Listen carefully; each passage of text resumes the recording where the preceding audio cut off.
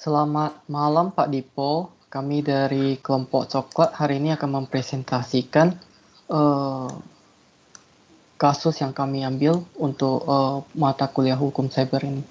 Anggota kami berikut ada Derek, Hendra Wijaya Lim, Ricky Fernando, Amir, dan juga Felix Pandawa Manurung.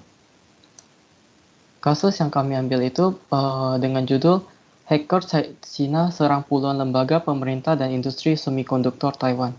Nah, artikel ini kami ambil dari website cybertrade.id.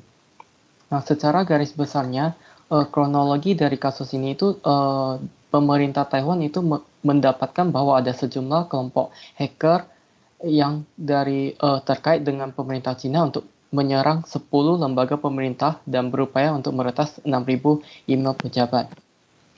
Nah, bukan hanya meretas 6.000 email pejabat saja, tapi mereka juga berupaya untuk menghacking dari perusahaan semikonduktor Taiwan.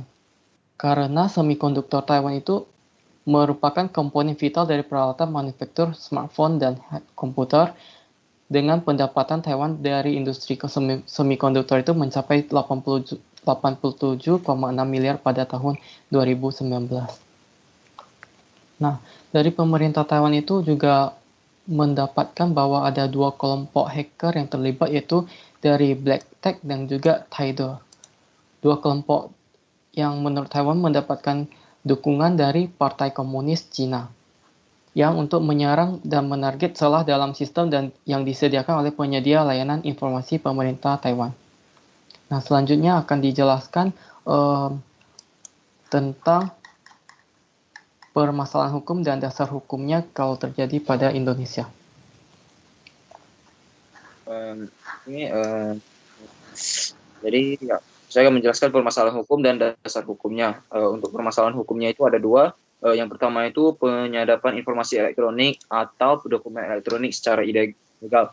Yang kedua itu informasi elektronik atau dokumen elektronik yang diretas bisa digunakan untuk hal yang merugikan pihak tertentu. Yang selanjutnya itu dasar hukum. Dasar hukumnya ada dua. Yang pertama itu pasal 31 UU ITE. Di mana bunyi pertamanya itu setiap orang dengan sengaja dan tanpa hak atau melawan hukum melakukan interupsi penyadapan atas informasi elektronik dalam suatu komponen atau sistem elektronik tertentu milik orang lain. Untuk bunyi kedua itu setiap orang dengan sengaja dan tanpa hak melawan hukum melakukan intersepsi atas transmisi informasi elektronik, dokumen elektronik yang tidak bersifat publik dari ke dan di dalam suatu komputer atau sistem elektronik tertentu milik orang lain. Untuk bunyi ketiga, ketentuan sebagaimana dimaksud pada ayat 1 dan 2 tidak berlaku terhadap intersepsi atau penyadapan yang dilakukan dalam rangka penegakan hukum atas permintaan kepolisian, kejaksaan, atau institusi lainnya yang kewenangannya ditetapkan berdasarkan undang-undang. Untuk pasal keempatnya itu ketentuan lebih lanjut mengenai tata cara intersepsi sebagaimana dimaksud pada ayat 3 diatur dengan undang-undang. Selanjutnya itu pasal 32 UU ITE, di mana bunyi pertamanya setiap orang dengan sengaja dan tanpa hak atau melawan hukum dengan cara apapun mengubah, menambah, mengurangi, melakukan transmisi, merusak, menghilangkan, memindahkan, menyembunyikan suatu informasi elektronik milik orang lain atau milik publik.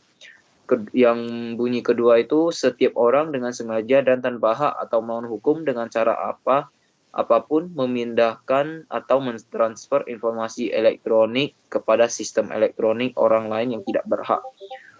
Bunyi ketiga terhadap perbuatan sebagaimana dimaksud pada ayat 1 yang mengakibatkan terbukanya suatu informasi elektronik atau dokumen yang bersifat rahasia menjadi dapat diakses oleh publik. Itu saja untuk dasar permasalahan hukum dan dasar hukumnya. Selanjutnya akan dijelaskan oleh teman saya, Hendra Wijaya. Jadi konsekuensi hukumnya ada di pasal 31 dan pasal 32.